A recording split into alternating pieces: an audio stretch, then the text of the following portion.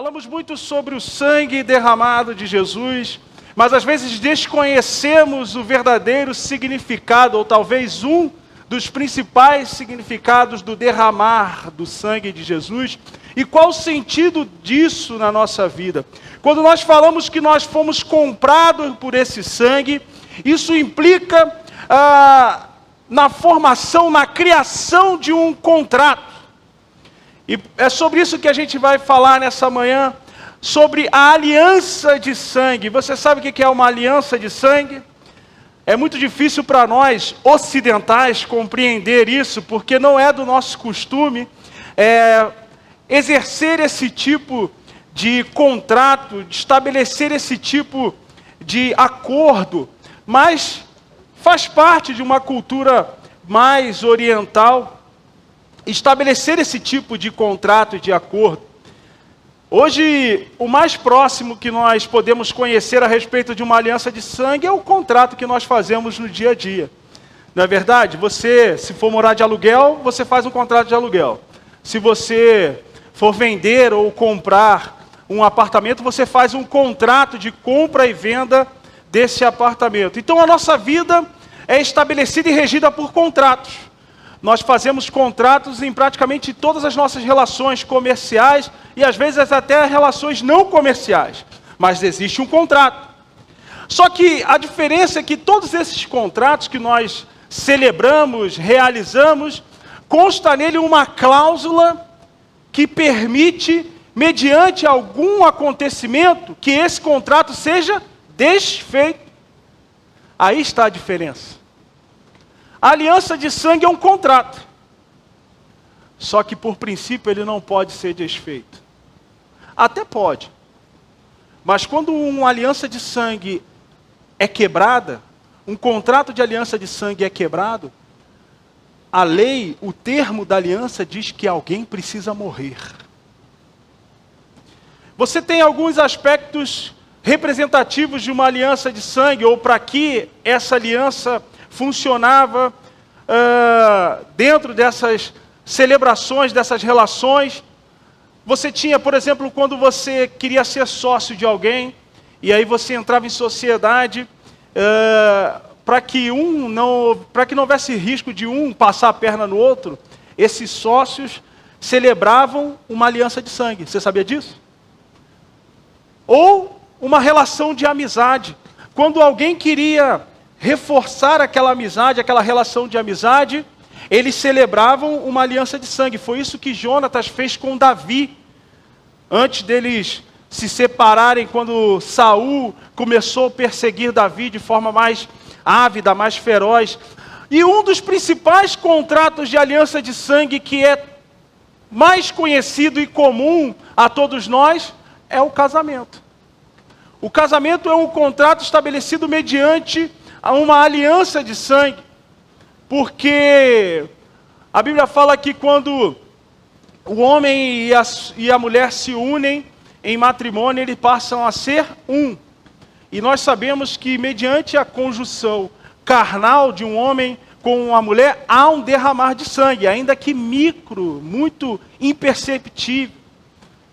E dentro de um aspecto, de um princípio de relação, de estreitamento de laço, é um contrato que não é aquele que você simplesmente celebra no cartório, mas também que vai para além disso, porque ele se torna indissolúvel perante Deus. E é interessante pensar que a morte de um casamento é o próprio divórcio. Ali acaba.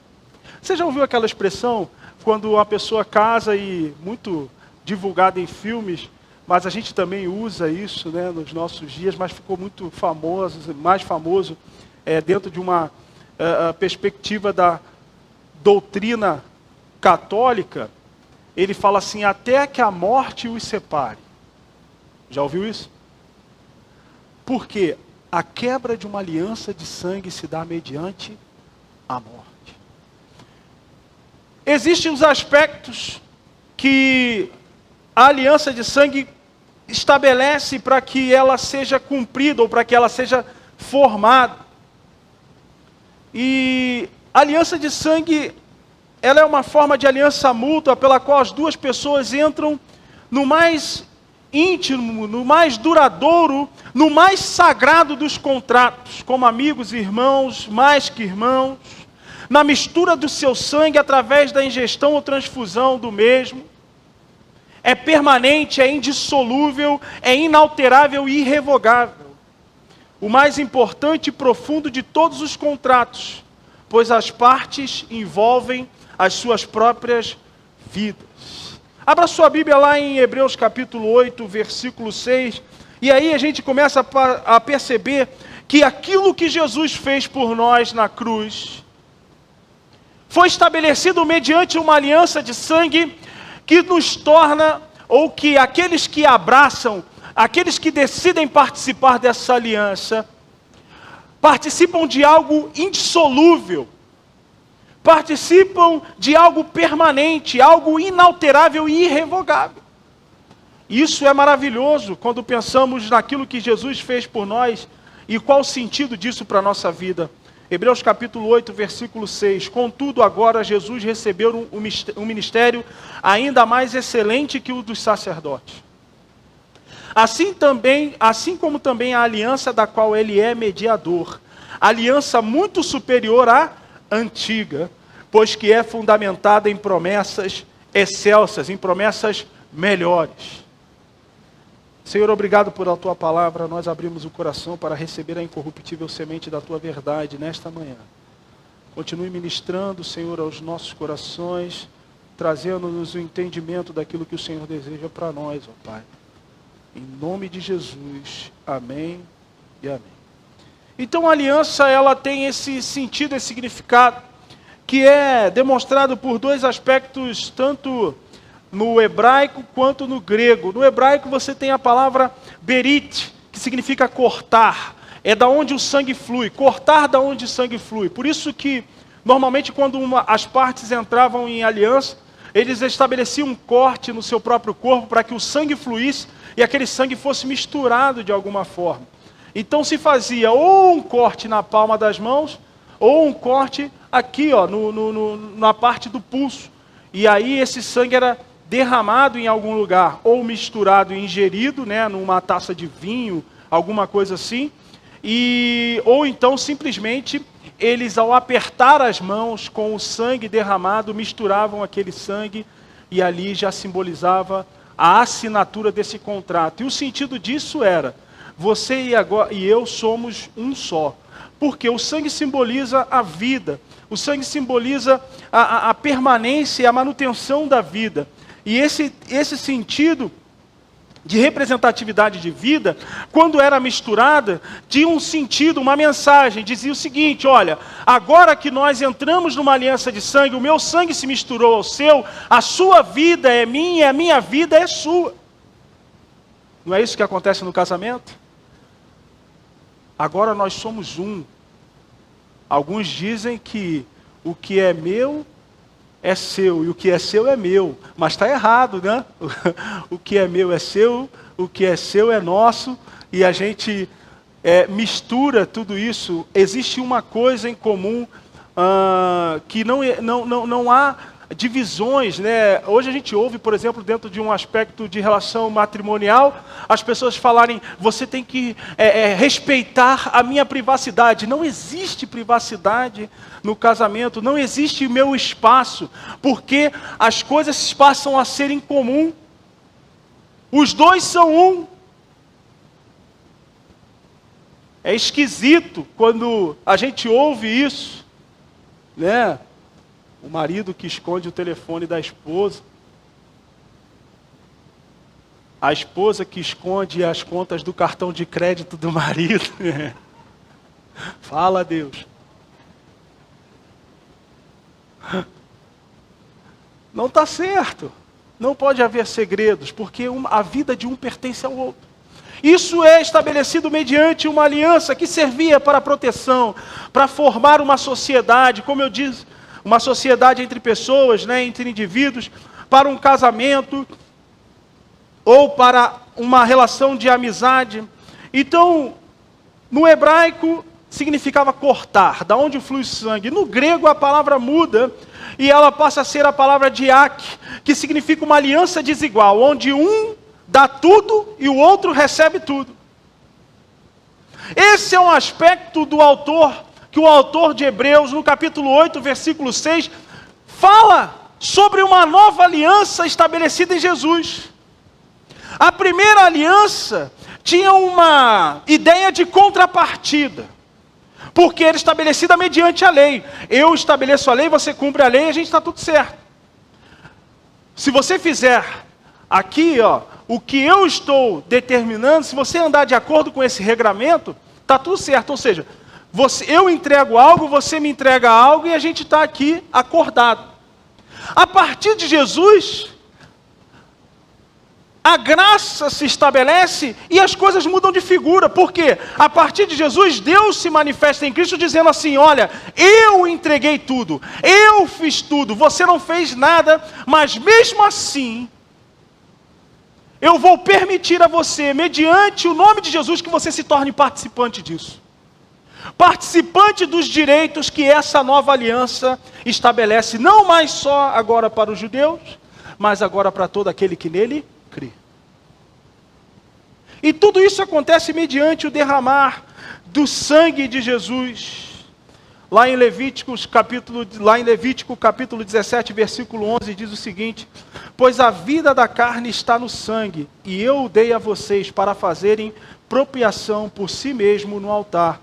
É o sangue que faz propiciação pela vida, ou seja, o sangue representa a vida.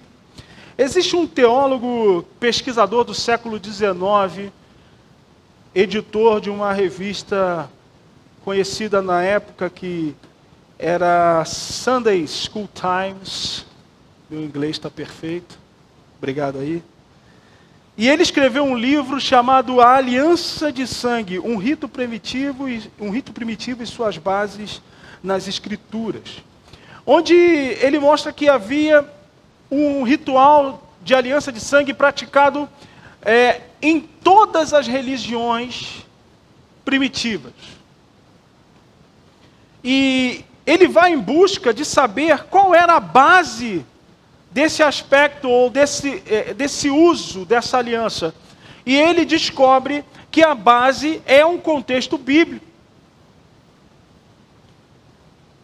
E ele levanta dados a respeito desse uso e descobre que, ainda dentro deste século e do século passado, ou seja, algo recente, estamos falando de sociedades bem primitivas, de 4, 3 mil anos, que praticavam isso. Ele diz que dentro desses últimos séculos, ainda em algumas sociedades se praticava esse rito de aliança de sangue como um estabelecimento de um contrato.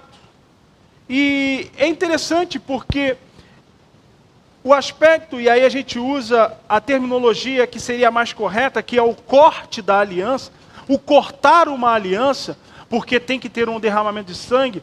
Alguns falam em celebrar, alguns falam em fazer, mas a palavra correta seria cortar, porque havia um derramamento de sangue, como eu disse. Ele é praticado dentro dessas culturas, e isso foi também documentado por um explorador inglês, já do século XX, que andou pela África, visitando algumas tribos, e ele era também, além de explorador, também um missionário, e o nome dele se chamava Stanley. E é interessante que ele, andando por meio das tribos africanas, ele encontra alguns impasses, porque ele tinha um receio em relação os seus bens, os seus pertences. E em determinado momento, o seu intérprete chega para ele e fala o seguinte, isso está documentado em alguns livros, ele fala o seguinte: olha, vai ser necessário que você corte aliança de sangue com o chefe da tribo mais poderosa dessa região da África. E ele falou assim, mas por quê? Ele falou, porque isso é a garantia da sua segurança, da sua proteção.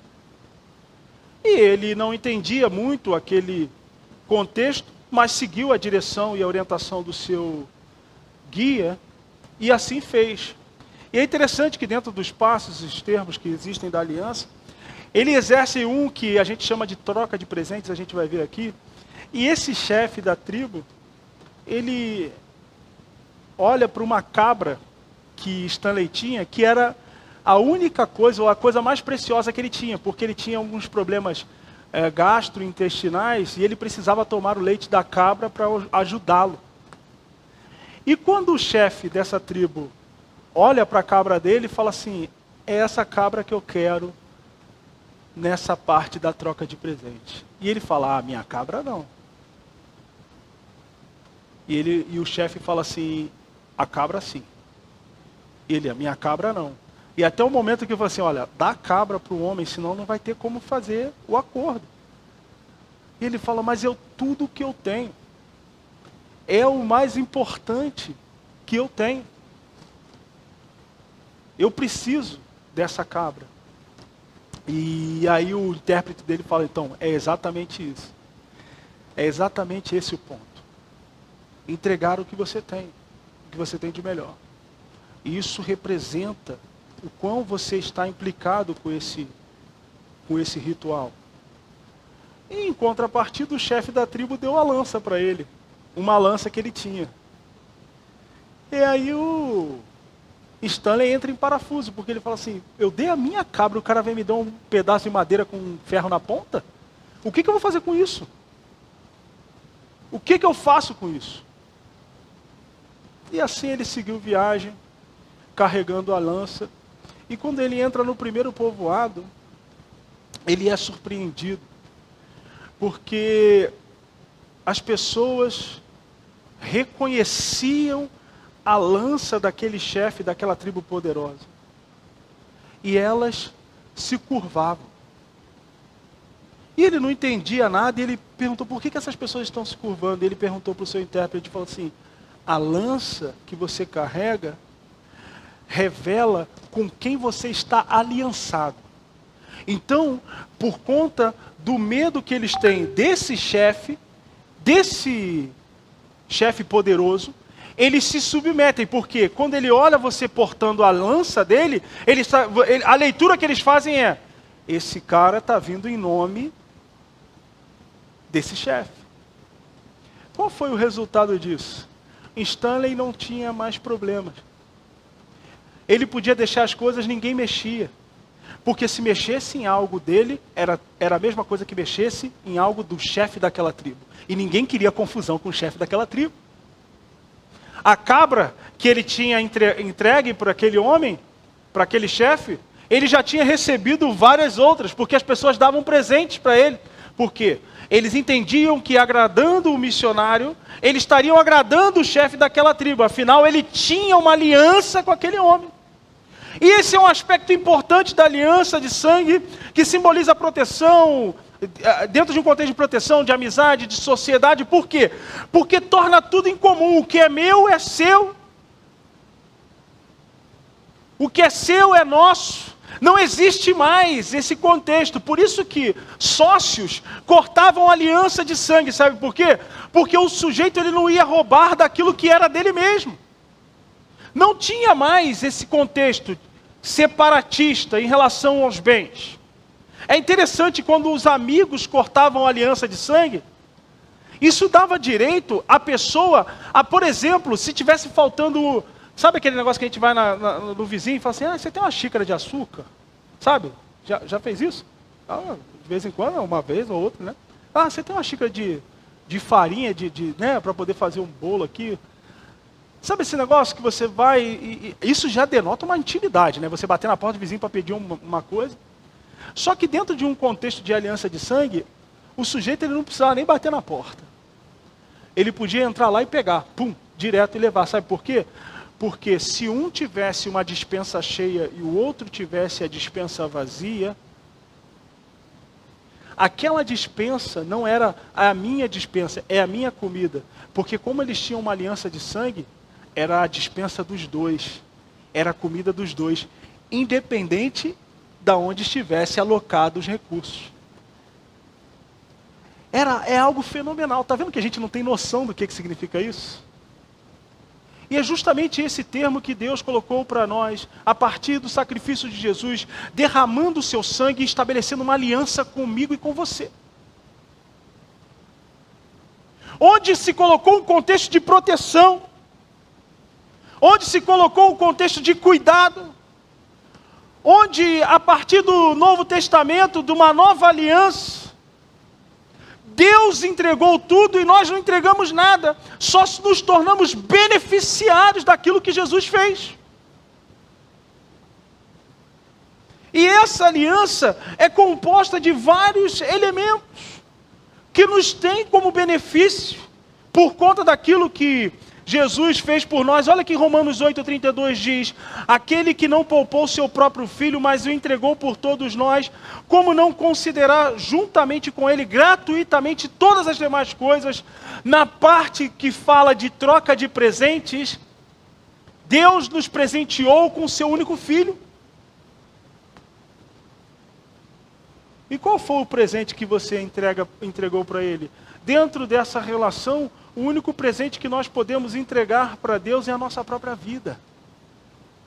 Por isso que se fala numa aliança com Deus, a partir de hoje, uma entrega a partir de Jesus, uma entrega da própria vida. Por quê? Ele entregou o seu próprio filho como uma prova de amor e de que ele queria restaurar a relação para com o homem.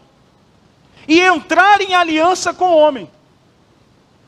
Mas o homem precisava dar algo em troca para que o passo da troca de presente de uma aliança fosse estabelecido. Então, Deus nos presenteia com o seu único filho, amém? E nós presenteamos a Deus com a nossa própria vida. Por isso que para estar numa aliança, aliançado com Deus, é necessário que você entregue a sua própria vida para Ele, nas suas mãos. Não é possível ter uma aliança com Deus e viver de forma desassociada. Como dizem por aí, né? Todos são filhos de Deus. Não, todos não. Só aqueles que creram no nome do seu Filho, os quais receberam o poder de serem chamados filhos de Deus. Tenham uma relação de entrega. Romanos 8,17. E se somos filhos, então também somos herdeiros de Deus e co-herdeiros com Cristo, se realmente participamos dos seus sofrimentos, para que da mesma maneira participemos da sua glória. Ou seja, a partir daí também recebemos algo precioso da parte de Deus, que é a condição de sermos herdeiros. Outro aspecto de uma aliança é a marca da cicatriz. Como existia um corte para fazer com o sangue, para que o sangue fosse derramado, normalmente se fazia, como eu disse, na palma das mãos, nos pulsos. Esse procedimento deixava uma marca que permitia que os participantes dessa aliança se lembrassem dessa aliança todas as vezes que olhassem para essa marca. Então essa cicatriz no derramar de sangue, ela tinha um contexto claro. Por conta do derramar, você abriu uma ferida, vai deixar uma cicatriz, mas ela também tinha um aspecto de memória. Hoje, se você olhar para o seu corpo e tiver uma cicatriz, você sabe exatamente onde é que essa cicatriz, onde você arrumou essa cicatriz, né? Ah, essa aqui na testa foi quando ainda mais os mais que foram mais levados na infância, né? E aí você vai lembrar, não, essa aqui no joelho, essa aqui no cotovelo, foi quando eu tomei um tombo de skate, essa aqui quando eu caí de bicicleta, essa aqui quando eu pulei o muro para pegar a manga no vizinho. Então assim, você vai lembrando, porque a cicatriz indica algo que aconteceu e isso está relacionado e isso te traz uma memória, ainda que isso não cause dor. E dentro de um contexto de aliança, a marca da cicatriz, ela nos lembra ou faz lembrar aqueles que estabeleceram esse contrato de que eles têm uma aliança com alguém. Quando eles olhavam, eles falavam assim, eu estou aliançado com alguém. Eu tenho uma aliança com alguém. Isso trazia memória a respeito das suas obrigações, dos seus deveres, mas também dos seus direitos, que eram dados mediante esse contrato. E é interessante pensar isso num aspecto que do Antigo Testamento, você tem lá no texto de Gênesis 17, do versículo 9 a 14, onde fala quando Abraão corta uma aliança com Deus, Deus ele estabelece um selo para uma marca para essa aliança. Qual era a marca? A circuncisão. A circuncisão era a marca da aliança. E Deus ele fala, olha, todos aqueles que entrarem, os nascidos, né, os homens nascidos, e aí tem até o 8º dia, tinha que cortar lá a parte do prepúcio para poder realmente estabelecer, mostrar que Deus tinha uma aliança, e aí era uma aliança com o povo a partir de Abraão. E é interessante pensar nisso, que na nova aliança, essa marca se estabelece aonde? No nosso coração. É o selo do Espírito Santo. O apóstolo Paulo, em determinado momento, ele fala a respeito dessa questão da circuncisão. Ele diz o seguinte: a circuncisão que vale agora, a partir desse momento, é a circuncisão no coração, feita pelo Espírito de Deus. Os aliançados com Deus carregam dentro de si o selo do Espírito Santo, que é a marca da nova aliança feita mediante Cristo Jesus, que nos liga a Deus de forma permanente, de forma irrevogável. Você está entendendo? Ninguém tira isso de você mais. Essa marca, essa cicatriz dada por Deus em nós mediante o seu Espírito, é que nos traz a lembrança que temos uma aliança com Ele. Lembra de Davi, quando ele chega lá no acampamento de Israel, e os caras com medo de Golias, e Golias falando, olha, não tem ninguém aí para vir guerrear comigo, não? E ele lançando uma série de impropérios em relação ao povo de Israel, em relação ao Deus de Israel. E Davi, baixinho, chega no meio daqueles homens e diz assim: quem é esse incircunciso filisteu? Porque Davi utiliza essa expressão incircunciso porque ele queria demonstrar diante daqueles homens que estavam atemorizados que eles tinham uma aliança com Deus e aquele homem não. A circuncisão era o selo dessa aliança. Quando ele fala, esse incircunciso filisteu, ele está dizendo assim, esse cara não tem aliança com Deus vivo, e vocês estão com medo? Vocês que são circuncidados, vocês que têm uma aliança com Deus vivo, vocês estão com medo?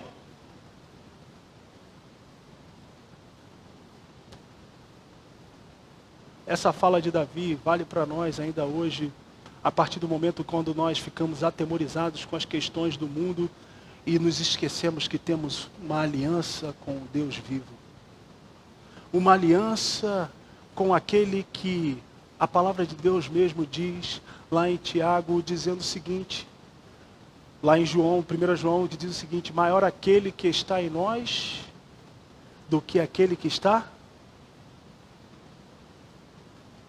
porque o Espírito Santo está em você, como uma cicatriz, marcando, trazendo à memória aquilo que Deus fez pela sua vida. Nós não éramos nada, nós não éramos merecedores de nada, mas Deus estabeleceu uma nova aliança conosco a partir de Cristo Jesus. Olha que diz Efésios capítulo 1, versículo 12 a 14, com o objetivo de que nós, os que primeiro esperamos em Cristo, sejamos para o louvor da sua glória. Nele igualmente vós, tendo ouvido a palavra da verdade, o evangelho da vossa salvação, e nele também crido, fostes selados com o Espírito Santo da promessa, que é a garantia da nossa herança, para a redenção da propriedade de Deus, para o louvor da sua glória. É a garantia da sua herança, é a garantia que revela que nós temos uma aliança com Deus, e que nos traz à memória isso constantemente. Isso implica na nossa vida em vários fatores, principalmente em relação ao pecado. Já viu o crente, quando quer pecar, o que acontece? Um negócio mexe dentro dele, não é verdade? Quando o crente comete um pecado, o negócio... você fala assim, está esquisito isso aqui. Está errado. Não estou me sentindo bem. Sabe o que é isso? É o selo do Espírito Santo gritando dentro da sua memória, do seu coração, dizendo: olha, você tem uma aliança com Deus vivo e não com este mundo. Você pertence a um Deus Todo-Poderoso que te salvou, te resgatou, te livrou do império das trevas, te livrou de uma vez por todas do pecado. Então, isso já não te pertence mais. É a cicatriz desta aliança de sangue que foi derramada em Cristo, pelo sangue de Jesus na cruz, que nos lembra constantemente de quem somos filhos, para onde nós vamos, a quem pertencemos, quais são os nossos direitos e quais são os nossos deveres.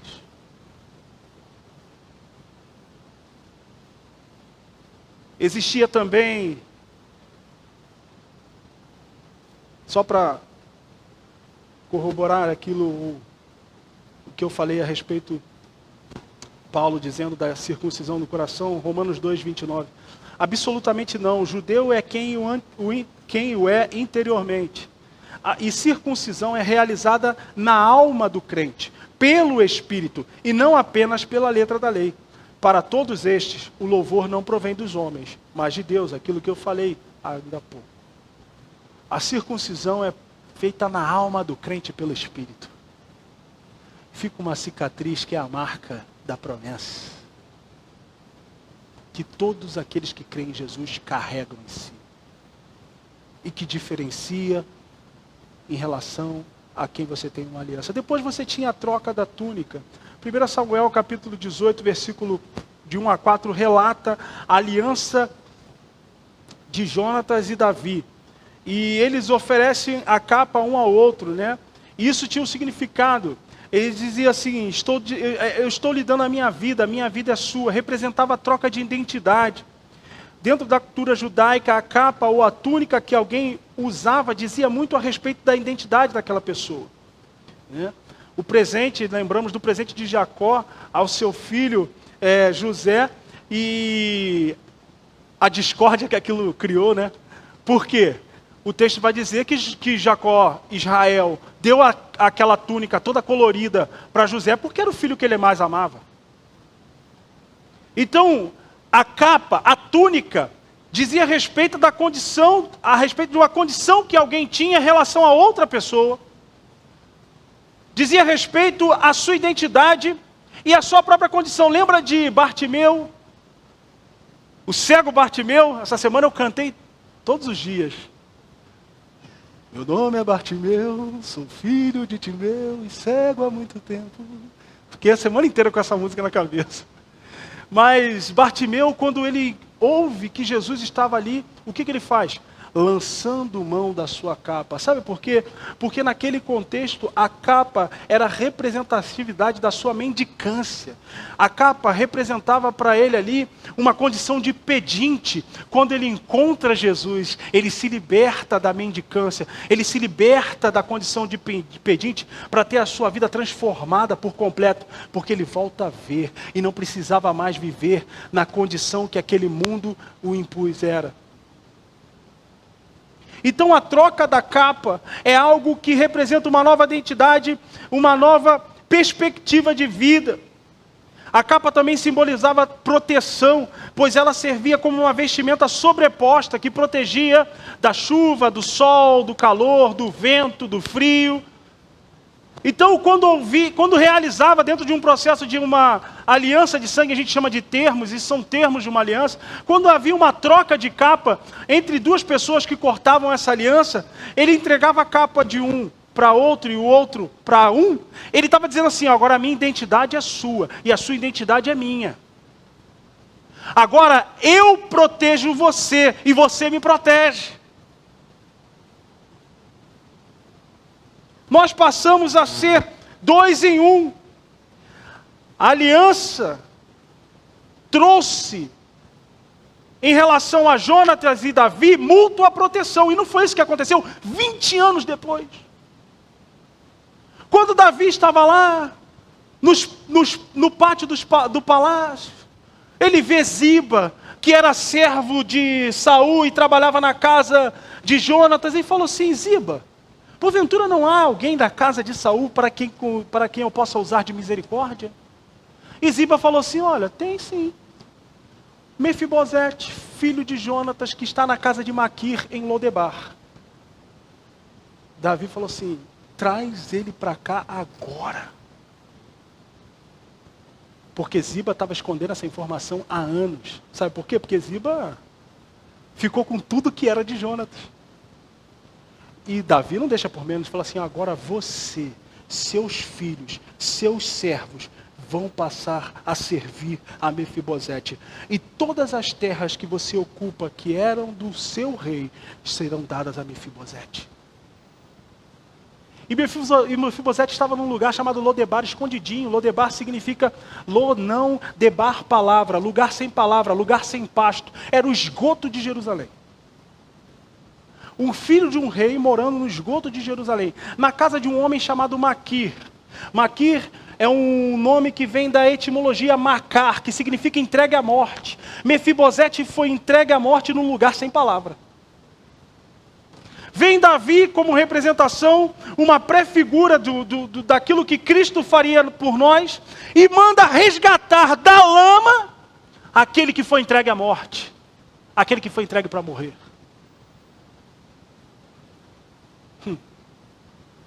Algum de nós aqui foi entregue à morte? Todos nós, por causa do pecado. Mas Deus mandou o seu Filho ir no lugar sem palavra. Olha aí, eu gosto muito desse texto, sabe por quê? O lugar sem palavra, aí você vai lá em João capítulo 1, a palavra se tornou carne. O lugar sem palavra recebeu a palavra e nós fomos resgatados. Sabe por quê? Assim como Mefibosete foi resgatado por causa de uma aliança que Jonatas tinha feito com Davi há 20 anos atrás. Eu tenho uma aliança. Sabe por quê? A aliança é indissolúvel, inquebrável. Deus envia o seu Filho, estabelece uma aliança conosco, para que nós nunca estejamos desassistidos, sozinhos, sem proteção. Ele dá uma nova identidade para Mefibosete. Ele fala assim: você vai ter o que você quiser na sua casa, mas a partir de hoje você não terá necessidade de comer nada na sua casa, porque você vai comer todos os dias na mesa do rei. Promessas de uma aliança. Promessas que uma aliança nos conduz ou nos proporciona. E aí, essa é a realidade que Jesus fez conosco, nos tirou as vestes do pecado e nos revestiu com as vestes da justiça. Nos deu uma nova vestimenta, trocou as nossas túnicas, pegou a nossa túnica de imundícia e nos deu uma túnica nova, com uma identidade, com uma nova perspectiva. Isaías capítulo 61, versículo 10, regozijar-me-ei muito no Senhor. Quase que não sai. A minha alma se alegra no meu Deus, porque me vestiu de vestes de salvação, me cobriu com o manto de justiça, como um noivo se adorna com os atavios, e como a noiva que se enfeita com suas joias. Jesus tomou a nossa roupa de pecado, de maldição, e nos deu o manto que estava sobre a sua vida, um manto de justiça. Ele me vestiu com a sua túnica de justiça. Ele tomou as minhas vestes de justiça e me cobriu-me com a couraça da sua justiça, para que nós tivéssemos uma nova identidade e proteção eterna. Nos tirou do lugar sem palavra, sem vida, da casa da morte, para nos transportar para a sua própria casa e nos fazer assentar em sua mesa de banquete. Essa é a aliança que o Deus vivo fez contigo, comigo, a partir de Jesus na cruz. Por isso ele derramou, por isso ele fez verter o seu sangue. Havia também a troca de cinturões, que também era uma troca de proteção, que significava troca de forças. Ou seja, quando Jonatas troca também um cinturão com Davi, ele está dizendo, olha, a minha força é a sua força, e a sua força é a minha força. E aí quando a gente transporta para uma nova aliança, você tem Paulo questionando a respeito daquilo que eles tinham vivenciado lá em 2 Coríntios, e a resposta de Deus para Paulo é o seguinte, em 2 Coríntios 12, de 9 a 10, entretanto ele me declarou, a minha força te é suficiente, pois o meu poder se aperfeiçoa na fraqueza, sendo assim, de boa vontade me gloriarei nas minhas fraquezas, a fim de que o poder de Cristo repouse sobre mim. Por esse motivo, por amor de Cristo, por ser feliz nas fraquezas, nas ofensas, nas necessidades, nas perseguições, nas angústias, porquanto, quando estou enfraquecido, é que sou forte. Por quê? Por causa dessa nova aliança que temos em Cristo. Ele trocou a nossa fraqueza pela sua força. Quando você está fraco, é que a força de Deus se manifesta.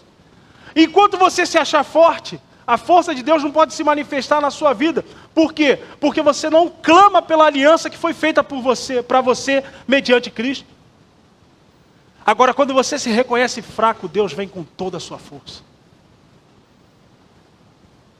A troca de armas também significava, você depois vê lá no texto em 1 Samuel, a troca de armas significava a troca de inimigos, significava dizer o seguinte, olha, o meu inimigo agora é o seu inimigo. Quando isso acontecia, o aspecto da guerra ganhava outros contornos. Você lembra de Josué, fez uma aliança com os Gebeonitas, e os Gebeonitas tiveram a sua vida ameaçada por um povo mais por 5 reis. E eles foram aonde? Foram em Josué. Josué falou assim, o que eu tenho a ver com a sua guerra? Ele falou assim, se lembra, você fez uma aliança conosco. Josué teve que juntar os homens de Israel, descer e guerrear, sabe por quê? Porque a aliança é inquebrável. Se ele assumiu o compromisso, ele tem que cumprir. E aí, como ele tinha uma aliança com os Gebeonitas, os inimigos dos Gebeonitas, ainda que não tivesse nada a ver com Israel, ainda que não tivesse nada a ver com Josué e sua liderança, ele teve que brigar, porque ele tinha assumido uma aliança. Deus também assumiu uma aliança, e nós assumimos uma aliança com ele, e isso nos tornou interessante. Satanás, que era inimigo exclusivamente de Deus, passou a ser o nosso inimigo também.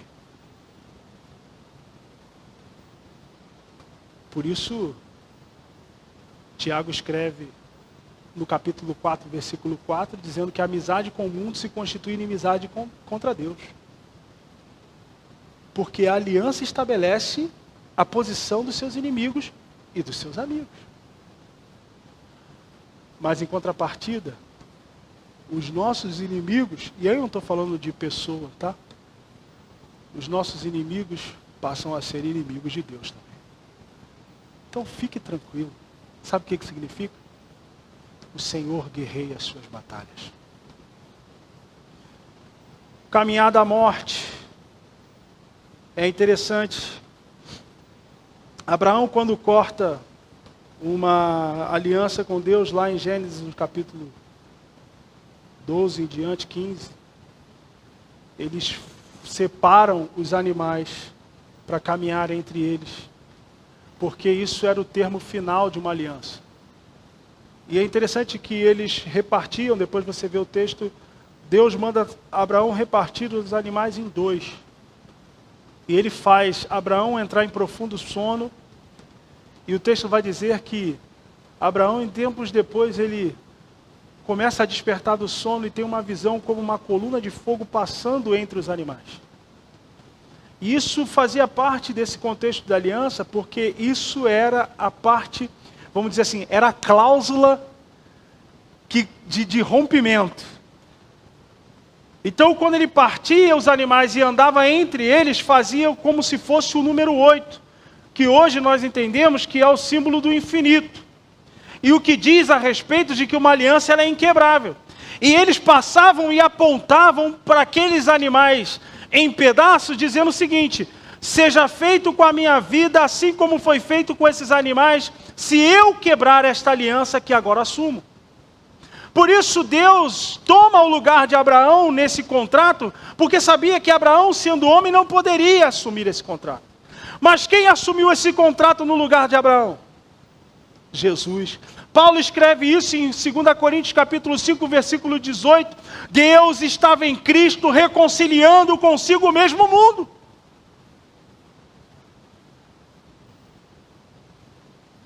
Nós fomos reconciliados em Deus por meio de Cristo. Ele tomou o nosso lugar como substituto nessa aliança, porque nós não poderíamos assumir esse compromisso. Nós quebraríamos a aliança na primeira esquina. Mas Deus sendo perfeito, Jesus sendo perfeito, não tinha como quebrar isso.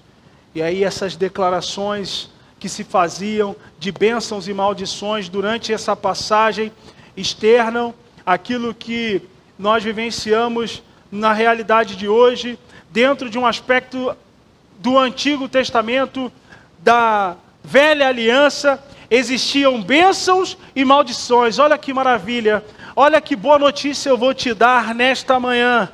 A partir de Cristo, numa nova aliança, as maldições foram retiradas de uma vez por todas, e todos que se alianciam com Deus, assumem uma aliança para com Deus, gozam só de bênçãos. Você podia ter ficado mais feliz. Eu estou dizendo que numa antiga aliança, se você assumisse um compromisso com Deus, nesse estabelecimento desse compromisso, você ia falar assim: olha, se você fizer isso, você vai ser abençoado no campo. Se você não fizer isso, você vai ser amaldiçoado no campo. Agora vem a partir de Cristo e fala assim: olha, Gálatas capítulo 3, versículo 13. E ele se tornou maldição em nosso lugar, para que nós fôssemos alcançados pelas bênçãos destinadas a Abraão. Porque está escrito: maldito todo aquele que for pendurado no madeiro. Esse termo de maldição, numa aliança com Deus, na nova aliança, Deus revogou. Aqueles que estão aliançados com Deus a partir de Cristo só desfrutam de bênçãos. Eu não estou falando que não tem problema, não tem dificuldade, não tem sofrimento. Eu estou falando de ser abençoado. De ser abençoado. Apesar, como nosso irmão Juvenal muito bem cantou aqui, apesar daquilo que você tem ou deixa de ter, você é abençoado. Por quê? Porque eu tenho uma aliança com Deus que pode, tem e é dono de todas as coisas. Isso não é ser abençoado? E as maldições? Cristo levou sobre si.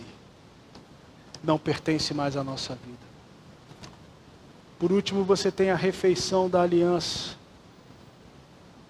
A refeição da aliança se fazia para poder, como um ato memorial, onde os dois sentavam e trocavam alimentos. E isso tinha um sentido também para representar aquilo que eles tinham acordado naquela aliança. E de tempos em tempos eles, olha só, de tempos em tempos eles realizavam essas refeições. Sabe para quê? Para lembrar que eles eram participantes de uma mesma aliança e os dois tinham a vida em comum. A gente faz isso constantemente? Faz. Um negócio chamado ceia do Senhor. A ceia, não é isso que Jesus fala? Fazei isso todas as vezes que comerdes em memória de mim. Que beberdes em memória de mim. Sabe o que é isso? É a refeição memorial. Toda vez que nós ceamos aqui, entramos em comunhão. Mas também é o momento de lembrarmos: nós temos uma aliança com Deus Altíssimo e Ele conosco. É momento de lembrarmos: nós somos um com Ele e Ele conosco. Por isso que a gente fala celebração da ceia. Porque não é um momento de tristeza, é um momento de alegria, é um momento da gente rememorar. Eu tenho uma aliança com Deus vivo. A sua vida faz parte da minha vida e a minha vida pertence a Ele. Por isso que fazemos isso cada vez por mês em memória dEle. E no último aspecto, se plantava uma árvore memorial. E Gênesis capítulo 21, versículo 22 a 24, você tem Abraão cortando uma aliança com Abimeleque. E ele planta uma árvore. Alguns estudiosos vão dizer que aspergiam essa árvore com sangue. Não está no texto bíblico, tá? Alguns estudiosos vão falar que se aspergia essa árvore com sangue. Mas o fato que o texto bíblico fala ao final de uma aliança se planta uma árvore memorial. Para quê? Porque conforme essa árvore ia crescendo, se desenvolvendo, toda vez que eles olhassem para essa árvore, eles lembrariam com quem eles tinham aliança. Eu plantei essa árvore com Abimeleque. Eu tenho uma aliança com Abimeleque. A nossa árvore memorial se chama Cruz de Cristo. Toda vez que olhamos para ela, para aquele madeiro plantado no Calvário, lembramos que Jesus derramou seu sangue para que nós tornássemos um só com Ele, com o Pai, e assim tivéssemos uma aliança indissolúvel, permanente, inquebrável, para sempre. O que isso significa? Você tem uma aliança de sangue para com Deus. Isso significa que você é alguém que pertence àquilo que Deus fez por você, pertence a Ele, e tudo aquilo que Ele alcançou, tudo aquilo que Ele estabeleceu, também é seu, porque você está aliançado com Ele. Isso significa que você não precisa temer coisa alguma, sabe por quê? Porque ao se aliançar contigo e você com Deus, Ele se torna o seu protetor. Significa que você não precisa mais temer nenhum inimigo. Por quê? Porque os inimigos dele são os seus inimigos, mas os seus inimigos também são os inimigos de Deus.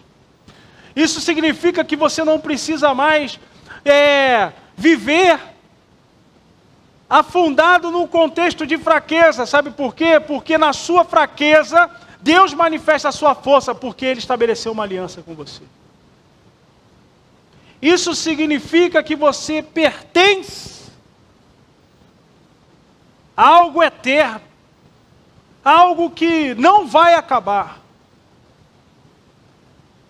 Isso significa que você está guardado eternamente por alguém, por um Deus que pode todas as coisas. Você tem um pacto com Ele, você tem uma aliança com Ele. Você carrega a sua capa de justiça, a sua túnica de justiça, como Paulo escreve em 2 Coríntios capítulo 5, versículo 21, dizendo: aquele que não conheceu o pecado, Deus o fez pecado por nós, para que nele fôssemos feitos justiça de Deus. Você é a justiça de Deus na terra, porque Deus cortou uma aliança comigo e com você, em Cristo. O sangue de Jesus está em você, para todo sempre. Amém? E agora você pode andar confiante de que Deus é um com você e você é um com Ele. Mexeu com você? Mexeu com Ele. Essa é a realidade.